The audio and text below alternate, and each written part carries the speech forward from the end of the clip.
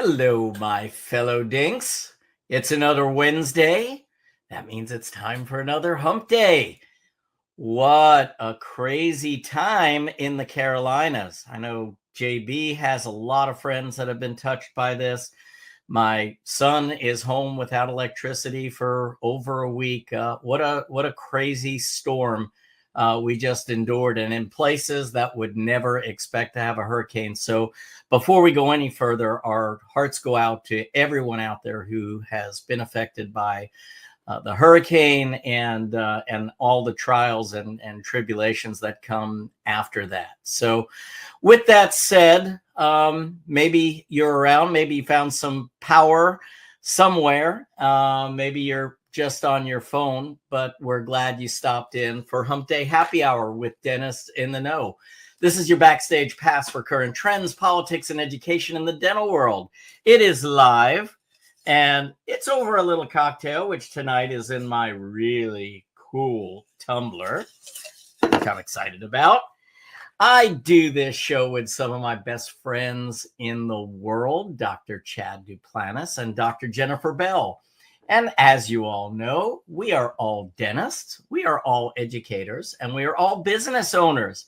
And we have one common purpose, which is to bring all of you in the know. So my friends, good to see my friend, I should say, not my friend. Absolutely. I had friends, then I lost one. Yeah, I don't know what happened to JB, but I'll talk to you in the meanwhile, Chad. How you doing? Just the two of us. If we can make it, if we try, just the two of us. Stop it. You know you wouldn't make it. Yeah, we wouldn't. Oh, I'm sorry, Jennifer. I just You're very, very funny, sir. Do you know the theme song? Oh yeah, what is that? The Odd Couple. Yeah. Great. Before my time, so I just needed some help. Oh, thank you for saying that. We appreciate you very much. Drop her down again, Chad. Drop her down.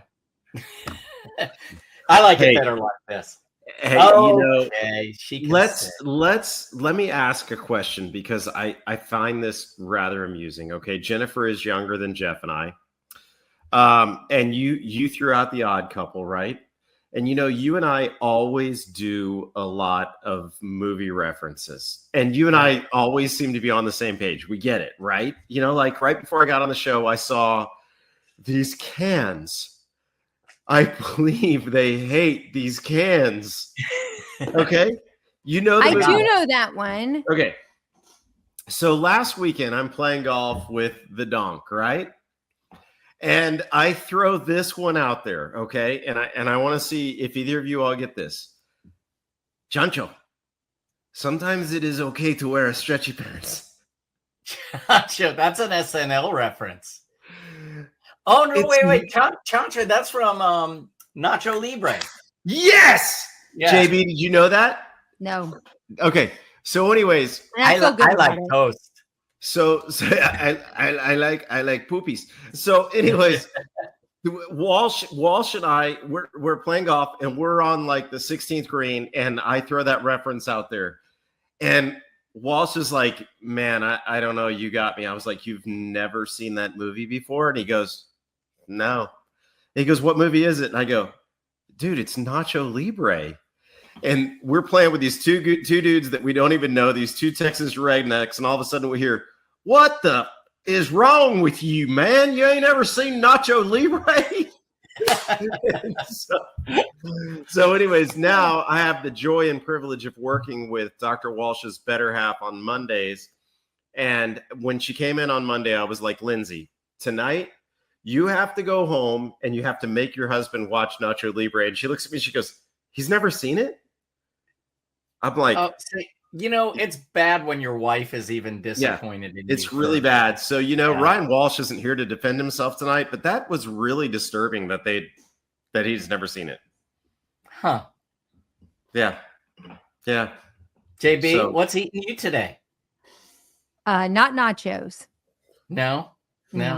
What you got going on? You're a little quiet and pensive and gosh, our the last few days, I think everybody in the middle of North Carolina feels super guilty and trying to figure out ways to be supportive and just checking in with our friends, family, and colleagues out west to see how we can support. Feeling a little bit, you just feel helpless. Like you want to be able to go and do the things for them, but there's still so much unclarity. There's just still so many people that are missing that they haven't found. And, the reality of just your home literally swiping out from underneath, you. I mean, most of the time in floods, you think if I just go a little bit higher, as long as I'm above the water line, eventually I can be rescued and, whatever. And I've even seen on the East Coast when we flood, you'll see people on jet skis getting out, their boats are getting out. Like it just fills up like a fishbowl and then it goes away.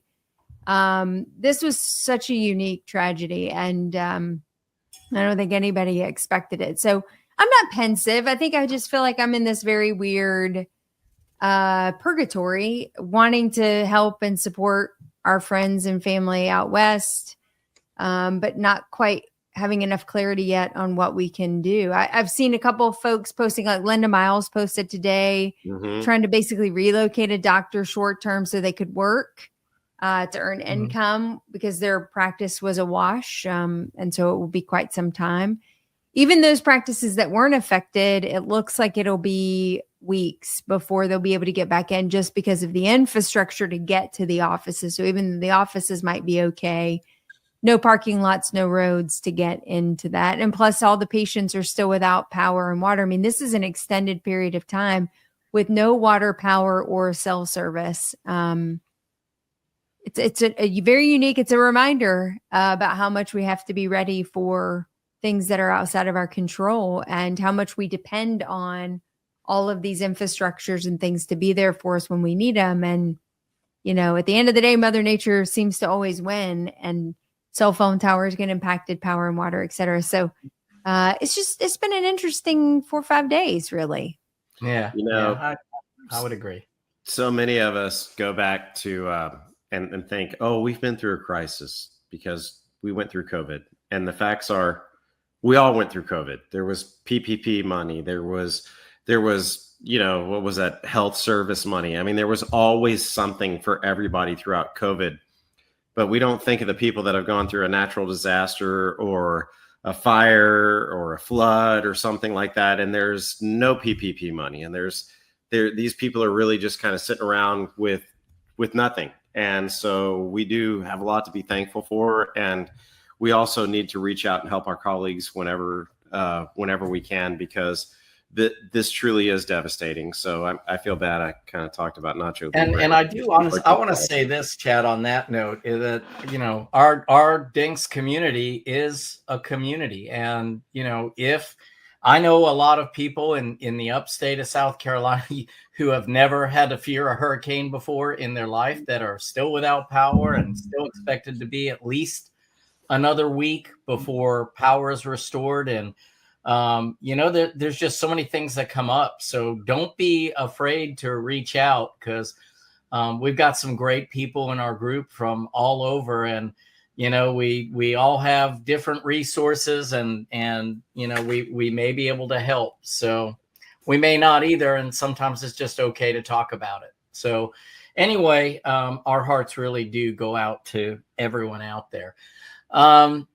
So before we move any further, we're going to let JB do her news. It's a little bit of a down note here talking about all this, but on another note, I'm really excited about our guest tonight, because she is perhaps one of the best minds in digital dentistry. And I just sit there with the chin drop, where exactly.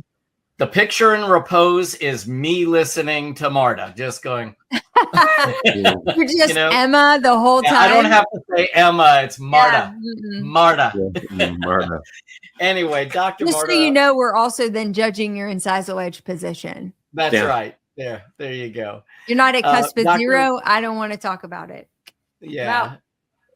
Dr. Marta Revilla-León is with us tonight. She's faculty at the Coy Center. She is doing tons of research. I I don't know if any of you keep up with the Google Scholar alerts, but every time Marta publishes something, I get a little alert, and I am just trying to figure out where between teaching at the Coy Center and the research she's doing, when she gets time to actually write these things. So, Yeah.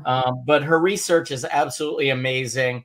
If you have any questions about digital dentistry, this is the show you do not want to miss. So anyway, we're looking forward to having her on. But JB, would you like to share some news with us? Always. I got a little bit heavy and a little bit light, just keeping it interesting.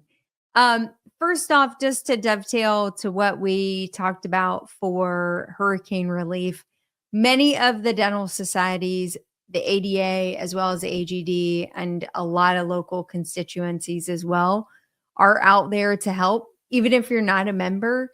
So if you're looking for help, either with support staff, supplies, helping clean out your office if it's flooded, whatever, and you're anywhere in the impacted area from Florida way all the way up, please look, once you get cell service, I guess I should say, or the internet, please reach out to those communities, those dental specific communities. They are here and ready to help. And lots of volunteers have already come forward. They have supplies. They're ready to get into those offices and help these doctors get back to work. So please know that those resources are available. Okay, well, we'll start with the heavy and we'll get to the light. The first is a very interesting turn of events, but no surprise, I don't think, to anybody that's been following this for, I don't know, now about 15 years. We've talked about mid-level providers and dental therapists for quite some time. And this week, actually last week on the 27th, the American Legislative Exchange Council has adopted model legislation to authorize dental therapy. What that means is they've crafted legislation and what it would look like to start bringing dental therapists to all 50 states. Obviously, many of the organizations were not involved in that discussion, nor are they in total agreement with the plan. So they've already been furiously responding back to give them their concerns about what a dental therapist model legislation might look like in each state. There are currently quite a few states that have dental therapy available. We're at 14 states now, but most are pretty localized to Minnesota, Oregon, and Washington, where we're seeing these little pockets pop up. So it will be interesting to see how this moves forward. But this certainly does open the gateway, I think, for states to really start considering what it would look like to add dental therapists into the marketplace and into, the hierarchy of dentists. Now, to help you understand, if you're not familiar with the topic of dental health therapists or mid-level providers, in most states, these would be dental therapists that would provide fillings, extractions, and preventative care. So basic restorative, as they say, at basic surgical and preventative care without direct supervision of a dentist. They would have general supervision, which is more like the medical model, where nurse practitioners and PAs just have to have their charts reviewed by a doctor, but they may not be on site. So that is kind of what they're moving toward, and definitely a pretty big change, I think, in opening the doors for that to move forward. So we'll keep you posted on that. If you are a Biolase customer, you might be interested to know that they did file for bankruptcy and they plan to sell to a competitor. The competitor is Solenda. I'm not familiar with the company, so I don't know 100% what they sell, but they are in a process of being acquired, relinquishing some debt, etc., after multiple years and quarters with lost revenue. And so if you're a Biolase customer, I have no idea what that will mean for you and what moving forward for support may look like. Sonendo is the company. As a Biolase customer, I too have many questions about what this may mean for the future of the support of my hard and soft tissue laser. For those of us in our community that might be the Lord of the Rings fans, if you're familiar with the actor Billy Boyd, and he was best known for his character as Pippin in the trilogy of Lord of the Rings, you might be interested to know why he's on dental news this evening. Well, when he was filming the first the first of the trilogy for The Lord of the Rings. He had an unbearable toothache after going through full makeup and costume. So he left the set, headed to his dentist or a dentist in the community. He had to be draped and covered so that his character could not be released out. People couldn't take pictures or see the costume, etc. He elected to go forward, and he needed to have a filling done or a procedure done. He elected to move forward with that procedure without anesthesia because he had to leave the office and go immediately back to recite lines. Now, he elected to do all of this in full costume because he didn't want to have to go back through costume. He didn't want them to take it all off so he could go visit the dentist.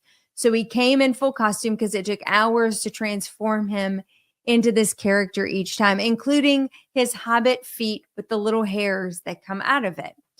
So he elected to go to the dentist fully costumed and also elected to do no anesthesia for the procedure so that he could go back and recite lines. A real true champion of the craft. He apparently was so stressed during the procedure and perspired so much that the hobbit feet came off anyway. That's how much he sweat through his feet as he was responding to the pain from receiving a dental procedure without anesthesia, and had to go back and have the hobbit feet reapplied anyway. I don't know if there's a moral of the story, but I always find it super interesting when many of the most common things that we do on a regular basis, including our life's work, intersect with how a dental emergency or a dental procedure threw a bit of a wrench into our big plans. And with that, that's the news. Let's just throw this out there for just a second, and you know, we can ask Marta's opinion too, but how do you all feel when a patient comes in and wants a procedure with no anesthetic? I've gotten pretty blunt, and I say I'm down with it with you, Art, but I'm going to go. And I'm going to tell you, man, I do it, but it makes so me sweat uncomfortable more the than whole the time. patient sometimes. I mean, just like, oh, you're just sitting there, and it puts so much stress and tension For on sure. me. Yeah. Unnecessarily. Absolutely. Yes. And you know, the older I get, the more I just kind of get after it, but it's still just, it just irks me because I'm like, I will say the older the patient is, the more confident I think we're going to get through the procedure without absolutely right? Retracted and then nerve. You know, the younger they are and they don't want to get numb, I'm like, this is just not going to go well. Yeah, this isn't happening. Yeah. No, but then you get that older patient that you can't get numb, and you're looking at the radiograph and the nerve's completely retracted. I mean, you know, it's totally calcified. The pulp chamber's calcified, and they're feeling every little thing. And you're like, son of a bitch. Yeah. What is going on? So anyways, Chris Robinson says depends on the procedure. For sure. Yeah. Who I got to see with you, Chris. last week at cool dude. Oh, you did? I did. He was at the program I did with Midwest Dental in good old Oklahoma City. And I got to see a lot of people I knew. I wanted to give a shout out there, actually, but it's always great to connect with the people that really are active with us and just enjoy the banter back and forth. So it was really great seeing Chris, and great seeing a lot of people that follow us. And I got to see actually someone that graduated a year behind me in dental school. She actually married Kay and Bob Garrity's son, Grant Garrity, and moved out to Oklahoma. And so she actually worked with Bob Garrity for a while. So it was really great seeing her. I actually posted that picture on Saturday Plug Away. But anyway, I don't want to keep our guests waiting anymore, because honestly, if we could have her on for 3 or 4 hours, it would not be nearly enough. So Marta, maybe I'm going to make you blush a little bit, and I apologize if I do that. But Marta is bringing a new age in digital dentistry.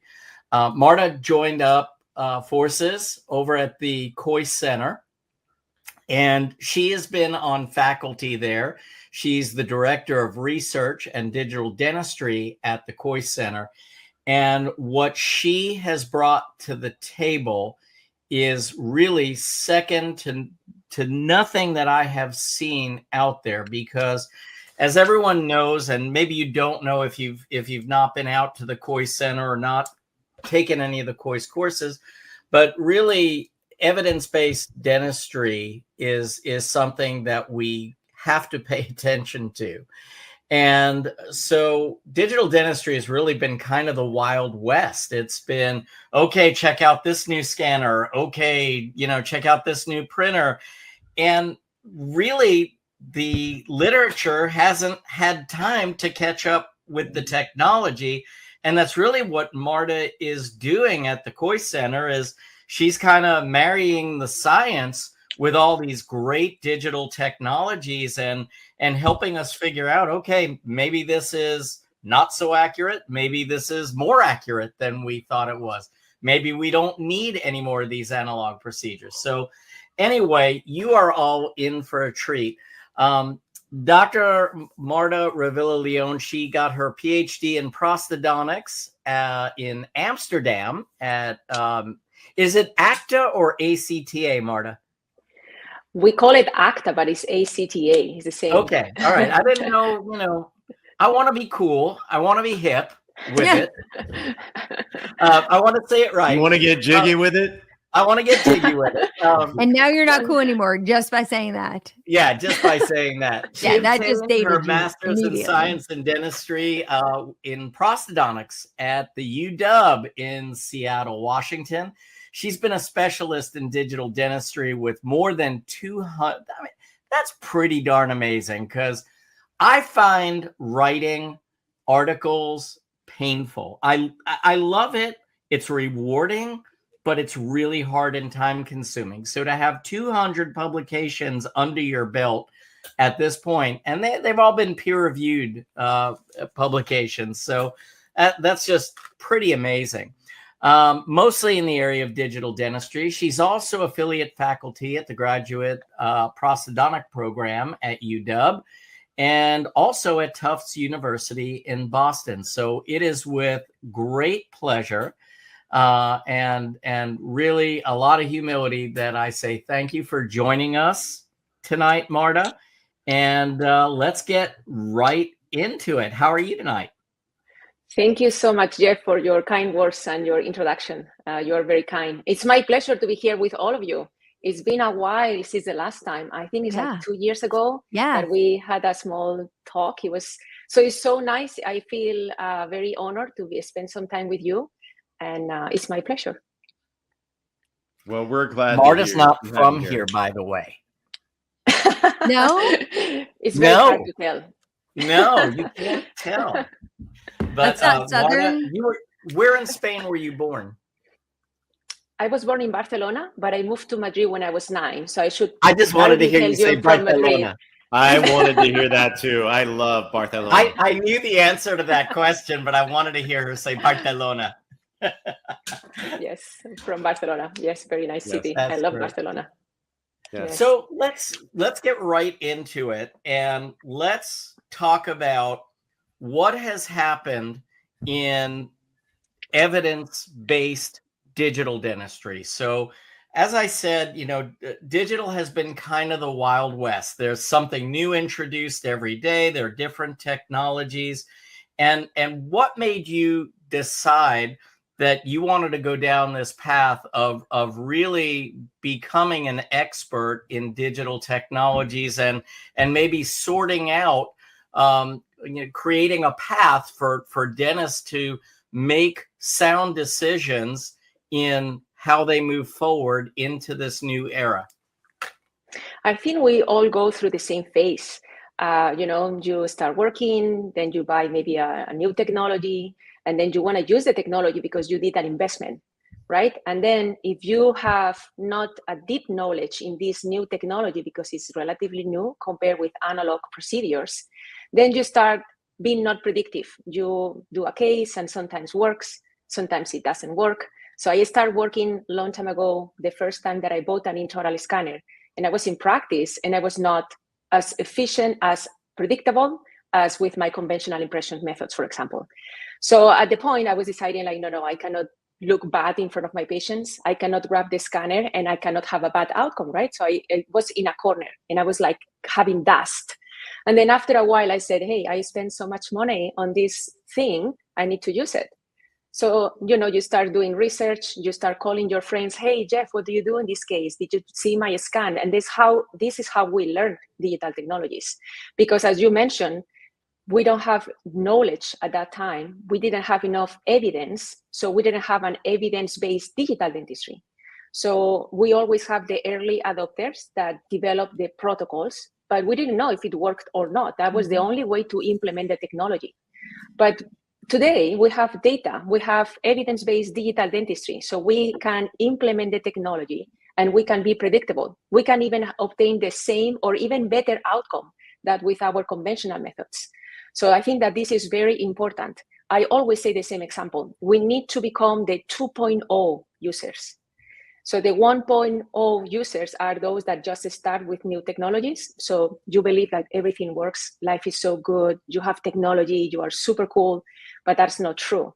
So the 2.0 users are those that have more experience because you are looking for data, you want to be predictable, you want to be efficient. So you know what works and what does not. So we need to all become the 2.0 users, and it needs to be, and the only way to be is an evidence-based digital dentistry. So that is our goal at the center, to implement those protocols in our practices. So it's not throwing a coin to see if it works. It needs to be predictable, same as we are with analog procedures.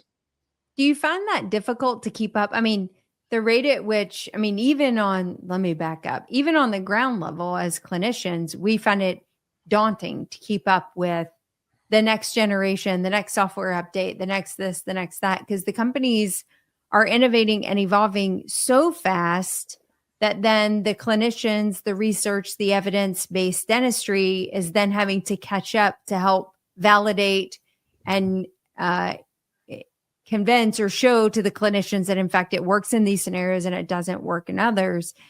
Do you feel that same compression at the center as you guys are like muddling through the next project, the next data set you want to review, et cetera?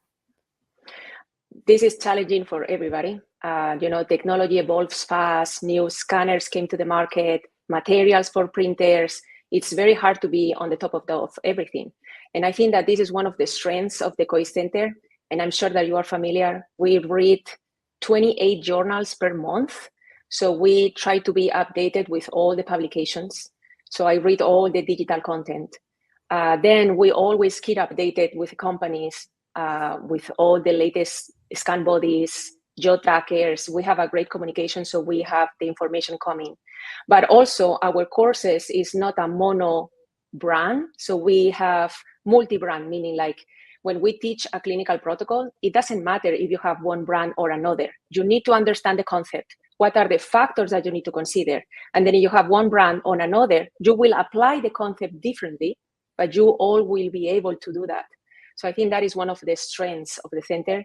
Multi-brand, we don't show only one protocol adapted to one brand. And we try to be updated with all the latest technologies, materials, scan bodies that came up to the market. So would you venture to say that through your journey in digital dentistry that the scanners have changed drastically over the past several years? I think that the hardware, we are in a point that there is minor improvements over the newer generations. Like, for example, 3 weeks ago, the PrimeScan 2 was launched. The PrimeScan was launched in 2019 in the market, and we're in 2024. Not big changes in the hardware. The software, I think, is something that is evolving more, and we just update our intraoral scanner. So you don't necessarily need to update your hardware that fast. I think it's more the software than the hardware. This is only with technologies. When we talk about materials, I think that the materials for printing is evolving, but it doesn't evolve that fast either. So I don't think well, I mean, I guess, how long have you been scanning, Marta? I started in 2018, 16. I don't know when I finished pros. 2014. Sorry. Okay, so 2013 is when I really ventured into it. And I laugh because things have changed so much. Because in 2013, I was using a scanner that's now obsolete, that was supposedly the best scanner on the market. And it was black and white, and it required powder. And you know, we've seen so many changes over the past 11 years, but I would totally agree, you know, and something that you said really brings up a point. Someone was complaining today that they bought a piece of hardware a few years ago, like 2 years ago, that now they got a notification that they have two choices. They upgrade their entire office system to continue utilizing the hardware, or they replace the hardware in order to adapt to the current office system. And to me, I'm like, we're way beyond that. I mean, my first scanner was 2004. And my whole reason for selling that was because of all of the hardware updates that were required. And I was like, I can't keep up with this. I just can't keep up with, you know, $2,000, $3,000, $4,000, $5,000 a year to keep up with the software changes. And now I think we're so far beyond that. And when I heard this today, I was like, you've got to be freaking kidding me. You bought something in 2022 and now it's obsolete. Where is this? Hey, Chad, at the same time, there is a lot more options in the market. So the prices are going down too. Of course. So I think that helps with implementation as well. It's like something positive. In the past, you know, the hardware evolved faster. The investment was higher. I'm not saying that the investment now is not high, but I think it's going down as there are more options in the market and the implementation is growing. I mean, intraoral scanning alone, you can get into for sub $15,000 with a completely adequate scanner. I'm not going to say it's the best, but it's adequate, it's sufficient, it's accurate, you know, and there's several options out there, but there's a lot that you can do with it. But, you know, digital dentistry has changed so much. I think it's just such a fascinating subject. I think that the most important thing is, again, the evidence base. Like as Jeff was saying before, it was like the Wild West. Now we have protocols in which we have evidence to show that we are predictable and we can even achieve better outcomes compared with conventional procedures. So I think that is amazing. This may be minute, but one of my favorite articles or publications that you have out there is basically on how light affects intraoral scanning. And I think that's something that a lot of people take for granted. But ever since I've read that, everything in my operatory has changed while I'm scanning because of what you published. I think it was fascinating. People don't take into account everything that's going on in the office that affects what you're doing and the accuracy of what you're doing. So, you know, it's little things like that, you know? Yes, that happens a lot when I give classes about the intraoral scanners. I think that everybody believes that they know how to do an intraoral scan, right? And then if I ask them before I start, they say, oh, I'm scanned super well. I'm very good. I don't need the class. But then when you start going through the content and showing the data, it's like, oh, I didn't know that. Oh, I don't do that. And at the end of the class, I have many people come and say like, I have no idea what I was doing. And it's true because nobody showed us anything. When you bought the intraoral scanner, who teach you how to use the scanner? I got a 30-minute speech of the rep and then abandon me with that thing and then do it by yourself. You know, that is kind of what the biggest problems that we have with technology. We don't have the same education in the dental school or in the graduate training. And then when you are in the practice, you are kind of, I don't know what I'm doing. You know, and we're in 2024. We are in the 7th generation of the etheric dentsply system. Like we are evolving a lot. We can do evidence-based digital dentistry. Well, you know, I think the two people on this side of the room have been around a little bit longer than you all. You know, we've been able to see so many iterations of these changes. Did you used to do your digital impressions with a Polaroid camera? You know what? I laugh. I laugh because I started in 2004. I had this grandiose idea that I was going to eliminate a lab bill. And how crazy was I to think that I was taking basically a two-dimensional image with a quote unquote 3D one image machine that would produce quality digital dentistry. And things have changed so much, but it's amazing to see how things have changed. And it's amazing to speak with people like Marta, and who's actually a lot younger than Jennifer over there as well. And how she's come on. Is that a little dig? Subtle. That was a good dig, wasn't it? Sure, that was about a that. really, really good dig. I look very young. Yeah. But Marta, I think you came on at the prime time of digital, and how much does you talk about who taught you how to scan? How much variation is there from scanner to scanner as to directional scanning, or how important is it for users to understand the actual instructions that you're given when you're trained on the direction of scan? It's a great question, Chad, because people believe that you can handle iTero or 3Shape or prime scan in the same way, like as operators, but that's not true. You need to change the way that you handle the scanner based on the hardware that you have in your hands. So I think that is something super important that we all need to understand. And I think that is one of the strengths of the center, because we have 12 scanners in the center. So we have experience with them all. Because when we have different dentists coming to the center, we need to be able to answer all those questions. We need to have experience. We need to know the tools of the systems. So I think that is super something very important for us as well. And obviously, we include all those technologies in our projects to test accuracy and to develop our protocols. So yeah, it's very important to understand that you cannot handle the systems in the same way. The concept is the same, but you will apply the concept differently. Jeff? Yeah. Well, Jeff, did you have a question? Well, no, I need to ask Chad's permission because fanboy up there. Chad, I honestly, like, this is great. I get to talk. I'm so excited. Marta, one of the things, one of the questions that I have, because you talk about going from kind of digital 1.0 to 2.0. And I think a lot of that revolves around functional dentistry. So going from static images and going from scan to mill, to seat, to now considering how do we incorporate our articulation protocols and how do we incorporate how the patient functions. And I think this is really the pain point for most dentists that like myself, who have been doing some form of digital for a long time. I was an early adopter with CEREC and lots of great success along the way with that, milling.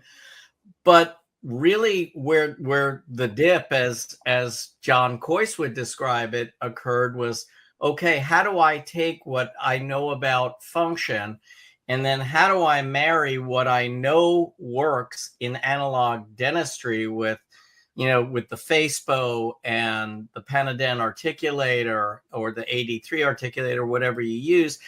How do I incorporate that? And that's really been the pain point, because we have facial scanning, we have jaw motion trackers, we have CBCT that can be married to actually use the anatomy of the patient to predict what will happen. We have wear facet analysis to look. Where do we begin? Where does, what does the average dentist who wants to start incorporating functional dentistry into their restorations, where do they begin? I think that's one of the biggest pain points I see right now. I think it's one of the questions that I get asked most of the times at the center or when I give a lecture. And I think it's like, what is the technology that I can implement and what can I do with this technology in my practice?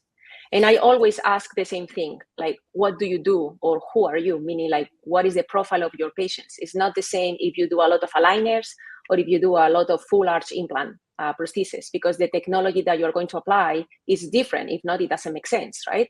You need to make sure that the technology that you buy, you are going to use it efficiently, and it also make a business case in your practice. So it needs to provide you an advantage.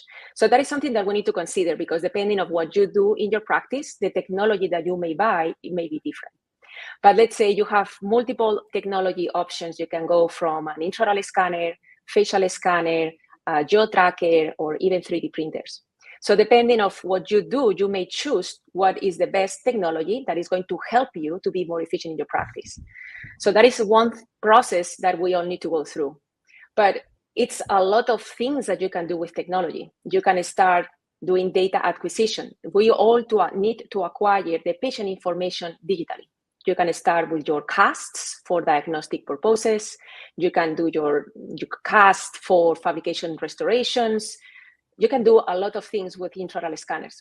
So what I'm trying to get to the point is you need to understand what are the protocols and what are the results that you can get with the intraoral scanner. So we need to learn what is the best protocols that will obtain the best outcomes with intraoral scanners.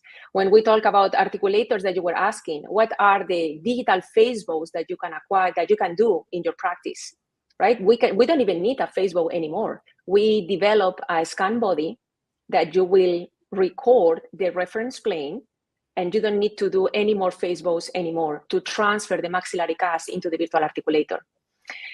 So, you need to be updated with all those techniques, and those are evidence-based techniques. With jaw trackers, you can record the mandibular motion of the patient, and then you need to understand why is that important. With the chewing, for example, is how you adjust functionally the restorations in the patient. So how do you do that conventionally? You sit down the patient, you grab a paper, and you ask the patient to chew the paper. We do that in this way conventionally because our analog articulators are unable to reproduce the chewing. It's impossible to do the chewing in the articulator. If you want to do that digitally, you can even do it before you fabricate and deliver your prosthesis. If you have a jaw tracker, you can record the chewing, so you can adjust virtually that function before you manufacture the prosthesis. So you will save chair time when you deliver the prosthesis, for example, because there is no other technology in the world that can reproduce the mandibular motion. So you can do that digitally. But again, you need to understand what are the clinical protocols and what are the best way to capture the information so you are predictable and efficient and accurate. So I think those are the biggest points. Same thing with printers. Not everything works, and manufacturers try to sell that printing is easy. You just need to press a button, and it's not as simple. There is a lot of factors that can impact on the outcome. Printing strategy, how you do the post-processing, the rinsing and the curing is not as simple. I went through a lot of phases in my professional career, good and bad, a lot of bad. I remember when I was even in Spain working in practice, I convinced my boss to buy 2 printers. I was like, we need to have a printer. So I convinced the boss, we have our 2 printers. And you know what happened? I was staying there after working with my patients because somebody needs to do the cut. Somebody needs to print the things. And then I left. And then the next morning I was getting in earlier because I need to finish the printing. So at the end of the day, I noticed like I was using all my time filling the charts, doing the printing, doing the cut, and I was not getting anything. Like I was more efficient in the chair working with my patients. We work and we study, all of us, a lot to know what we do in our patients. What's the point to do the manufacturing? In my opinion, if you want to do cut and you want to do printing, it's okay. You need to know how to do those things. You need to understand the process. But I think that the dentist, we are more efficient in the chair working with patients. So every time that somebody asks me, should I buy a printer in my practice? Well, I always say the same thing. Who is going to handle the printers? Who is going to do the cut? Because your time, you will do more money in the chair. And if you have a spare time, use it to make sure that your patients are well taken care of, your staff. You have to have a lot of things to be handled in your practice. I mean, So I think that the most important, just to finish your answer, you need to understand what you can do with the technology in a predictable way, how you can implement this technology successfully in your practice. And then based on what you do in your practice, you may choose one technology or another. I think that's a really critical point, because so many people go to these lectures or, attend these things and feel behind or want to catch up and then implement a bunch of things simultaneously, which, to your point, all fall on the doctor for the success of the policy, systems, and procedures in the practice. And then where your staff can't make up that difference, then you end up making that difference up. And so that's a really critical point. I was curious to know, as you work with these different manufacturers, because you, particularly in the scanning world, because I'm more familiar with that than maybe some of like the 3D facial and, technologies that are out there right now. But when you're sitting in the room with the manufacturers, my suspicion is they don't even really know where their scanners are optimally performing. For instance, if you're sitting in a room and your data now shows that an Omnicam performs better in the dark, my suspicion is at no point did Dentsply Sirona come in and say, we think it does best in the dark because of all of our beta testing. And when we had it in all of these practices and the doctors were scanning, we never really asked that question. Were the lights on? Were the lights off? And all of those different modalities. So it seems like, in my observation, the data actually comes long after the products hit the market.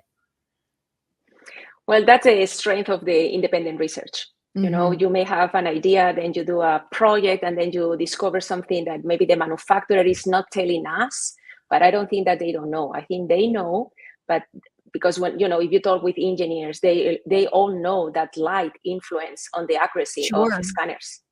But maybe they thought that in the mouth is not as strong or as important because it's like a cavity, how the light that is inside your cavity is going to impact. Okay. So I think that is something that may happen with other things that is not technologically related, like with composites or with the immediate dentin sealing. It was developed by a dentist, not by, So those things happen in other fields. And I think that is the strength of independent research. Like, we don't get paid by any company to do any of our research. So sometimes it's based on our experience. We did the light study, for example, because I remember working in the practice, and I noticed that when I had the light coming from the dental chair, it was too much light, and then the scanner was getting slow. It was doing weird stuff. And then without thinking, you just take out the light. And then you speak with some of our team, and then we were, talking. It's like, did you notice? And that's how, sometimes it's just clinical experience, and then it came up with the idea. Or, for example, I remember when I was working in Texas, in Dallas, I know that, Chad, you are in Fort Worth. I remember that on Monday, the scanner was not working well. And I was telling my coworkers, like, did you notice? Texas, Marta. Right? Nothing works. Thank you. It's not only me. And then I remember once working, like going to work to the practice in the weekend. And I remember that they turned off the air conditioning because it was the weekend, it was summer, it was super hot. So I remember getting inside the practice, and it was like a sauna. I did my thing. I left super fast. And then I was thinking, wow, maybe it's the heat. And then I was, calling. That's, sometimes it's those things that maybe, but I think the manufacturers, they know things. They just, sometimes they don't tell us. They you need to figure it out. Or when you show it, then they say, yeah. Yeah. Well, and we own it for a really long time. Like, if we come in and the scanner's not working, or we don't get a good scan, most clinicians will internalize that as operator error and not environment error or non-optimization of environment. And that goes on, and the frustration in digital technology can often peak from the fact that we just own the poor experiences way too long because, it was just a hot room, or I was wearing my loop light every time I was trying to scan and ultimately wasn't getting ideal outcomes. So I do think we take a lot of ownership for maybe too long. I agree with you, Jennifer. I think it's just we didn't receive enough education with these new technologies. We have much more information with conventional methods, not with these technologies that are relatively new. And I think that is one of the challenge. We didn't receive the education or the information, and then we do our best. We will figure it out. It was going to take us more time. So I think that today we have a lot of knowledge So we can train and we can get efficient with these technologies in the practice. So we don't need to struggle as we did in the past. Well, the other thing is, I don't even know if I can verbalize this correctly, but a lot of things change so rapidly that when we get a new version of what we had before, we realize all the things that were slow or inaccurate with the previous version that you kind of took for granted. You just kind of worked around, and then you get the new one, you're like, oh my God, I never realized that. It's as simple as an iPhone when they fix something. But one of the things that I want to talk about with you, because I think it's kind of a buzzword in dentistry right now that maybe a lot of us don't know about, is what about, and I'm going to probably say it wrong, but photogrammetry. There's a lot of that kind of coming to light right now. What are your thoughts on that, and where do you think that is, and how it will fit in, and will it really change the intraoral scanning of the future? Chad, go through the COIS protocol and then come to the annual symposium, and you will hear that. Well, I've heard it several times, but saying it is a little bit differently than hearing it. So sorry. So I'm guessing, Chad, that you're referring to the intraoral photogrammetry, the technology that you can acquire with your intraoral scanner. Yeah. So that is a company that is Shining 3D, that they develop a specific scan bodies that it's black with some dots that you will position in the mouth in different way. So when you have, imagine a full arch edentulous and you have 6 implants. When you position your scan bodies, because you have an edentulous area between your implants, you have mobile tissue in between, there is no anatomical landmarks, the scanner is going to get lost. Our conventional impression methods, right? So then the next thing that we did and we evolved is we're going to put something rigid connecting the scan bodies so my scanner doesn't get lost. So I'm going to improve my previous technique. So we developed those splinting methods, and we demonstrated that we have better accuracy, better scanning time because my scanner doesn't get lost. But still, we didn't improve the accuracy that much. There's a lot of variables. The implant position is very important, but let's say it's still not perfect. It's not 100% predictable. So then next step is, okay, now we have what we call calibrated scan bodies, meaning after the manufacturing of the scan bodies, a tactile scanner, which is the most accurate scanner in the world, is going to palpate each of the scan bodies. So I know the real dimensions of the scan body.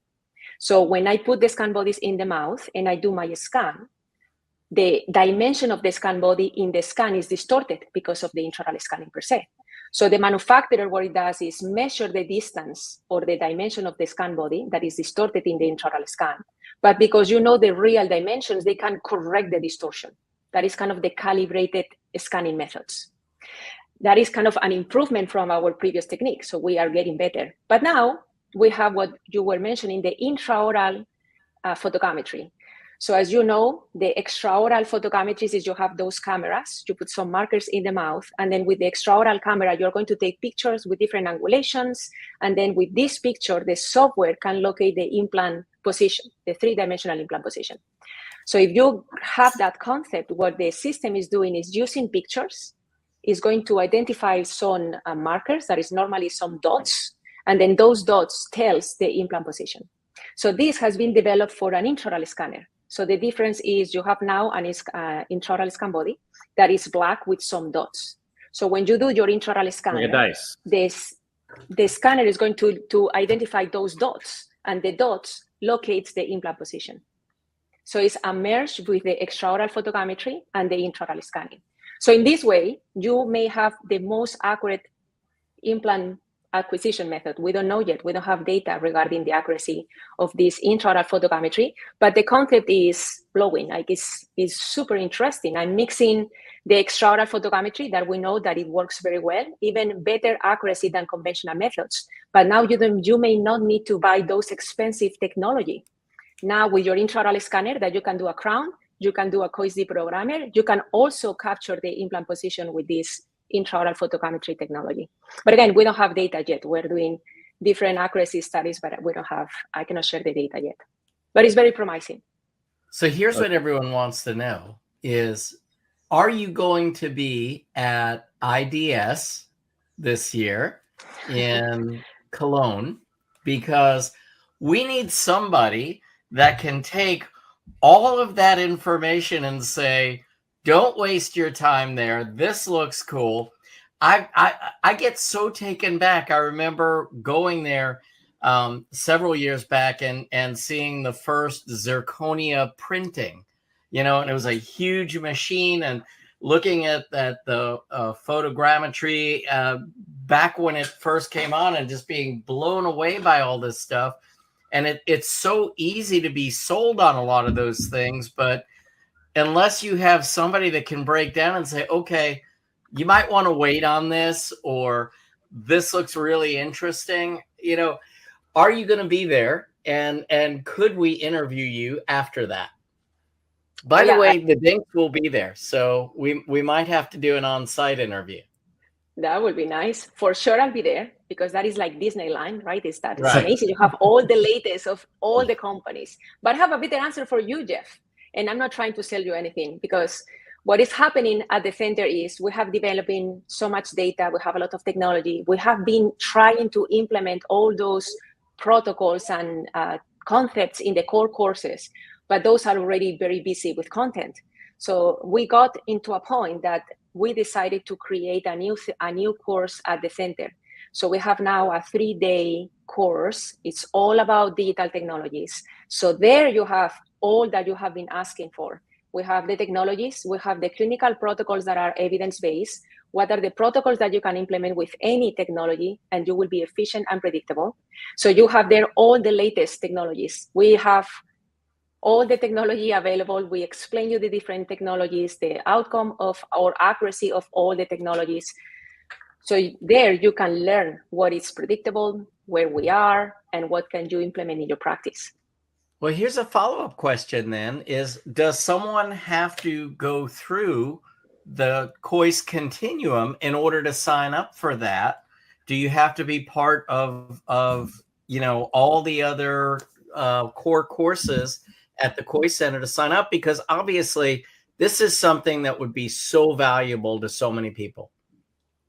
No, the course is available, or is for anybody that wants to learn about digital technologies with any level of experience, even if you are a dentist or a dental technician.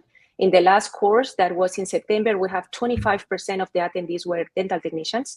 And actually it creates a super interesting interaction, because not only us, we need to digitize, the dental technicians need to digitize again, all, like a team. So I think that, no, everybody can join. You don't need to be a COIS graduate to attend the course. And I want to reinforce that it's a multi-brand course. So we are not selling a 3Shape workflow or a Dentsply Sirona workflow. You will learn any technology and how to apply that technology in your practice. Or maybe you are thinking to buy a jaw tracker and you are not sure what you can get, what are the benefits of that technology, how can I implement it? You will learn that in the course. All right, we do have a question from a viewer. I'll pop it up here. See if you want to tackle it, or can give, a little bit of direction for that for Chris, and help him on his journey. Sure. Somebody's asking, what is the best processor technology for dentures today? Well, it can be a very long answer, but I'm going to try to go to the point. I think that the limitation that we have today with intraoral scanners is mobile tissue, right? So we can reproduce with the same accuracy as conventional methods when we have firm and attached mucosa, independently of the intraoral scanner system that you have. So when you have mobile tissue, the tissue changes the position, so it creates distortion. So the majority of the studies show that you will have lower accuracy or less accuracy than conventional. So then we don't recommend to do an intraoral scan to fabricate a complete denture. So you can do a conventional impression, as you normally do, and then you can digitize that denture with your intraoral scanner. But it's not as simple as you may think. The scanning pattern, for example, that you use to digitize that impression, it matters, because you may decrease the accuracy. And it's not the digitizing procedure, it's how you, the operator, digitize the impression. So there are, again, things that you need to learn so you can be predictable and you can have a good outcome. And I'm sure that Kois has a protocol for this, but one of our really good friends, Dr. Lori Trost, does a great job with digitizing dentures, utilizing a protocol similar to what you just spoke about. It's an amazing process. Mm-hmm. And it's very predictable. Mm-hmm.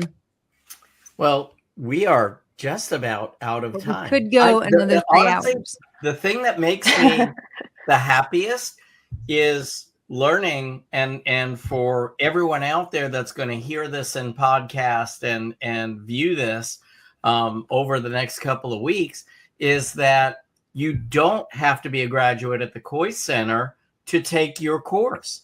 And that's huge, because I don't think there could possibly be a better 3 days in digital dentistry. And all I know is I am going to beg you to let me in if it's filled up because I've got to be there.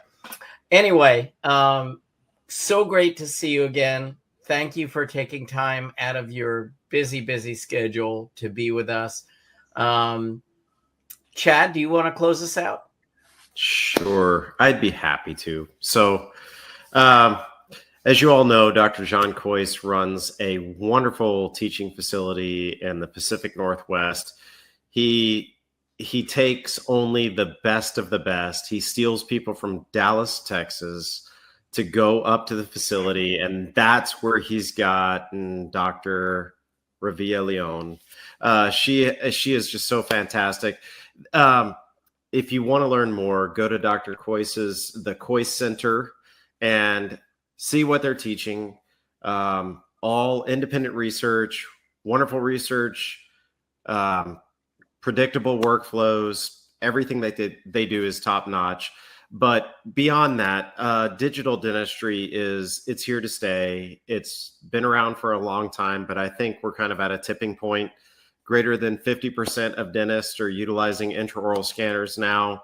We're coming up with all of these efficient, predictable, consistent workflows based upon the modern day scanner. And it's never been a better time to embrace digital dentistry. So Marta, thank you so much for being here. Thank you so much for sharing your knowledge with us.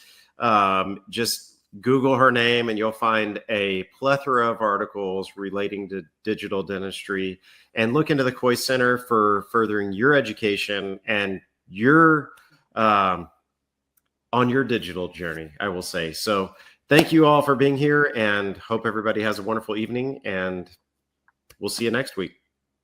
Have a great night. Thank you so much. My pleasure. Marta. Thank you. Thank you. And that wraps up another podcast for Dentists in the Know. On behalf of Dr. Jennifer Bell, Dr. Chad Duplantis, and myself, remember that we've got a great profession, so let's make it a